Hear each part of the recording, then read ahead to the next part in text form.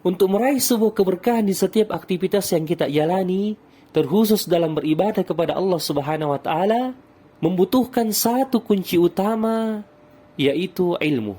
Karena dengan ilmu Allah Subhanahu wa taala akan memberkahi setiap apa yang kita lakukan. Karena dengan ilmu Allah Subhanahu wa taala akan membalas setiap yang kita kerjakan dengan balasan yang terbaik. Karena dengan ilmu pula kita menyembah dan beribadah kepada Allah Subhanahu wa taala dengan tenang dan bahagia.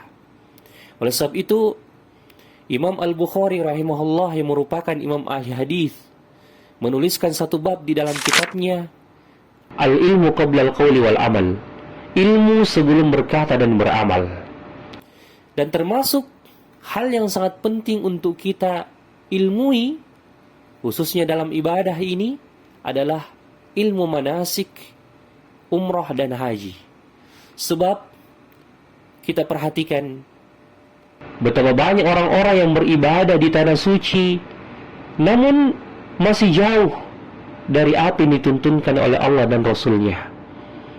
Kita melihat mereka yang berteriak-teriak misalnya di depan Ka'bah. Kita melihat mereka yang sampai bernyanyi di tempat sa'i. Semuanya itu sebenarnya jauh dari tuntunan dari Rasulullah SAW dan agama ini. Oleh sebab itu, agar kemudian perjalanan kita menuju tanah suci lebih berberkah, hendaknya kita membawa bekal yang penting ini, yaitu ilmu. Bukan hanya ilmu tentang manasik, umrah dan rukun-rukunnya saja, namun lebih dari itu, ilmu tentang adab, penghormatan, sopan santun kita ketika berada di Baitullah, rumah Allah Subhanahu wa taala, agar kemudian ibadah yang kita lakukan lebih meresap ke dalam hati dan kita pun pulang membawa keberkahan dua tanah suci karena ilmu yang telah kita pelajari tersebut. Barakallahu fikum.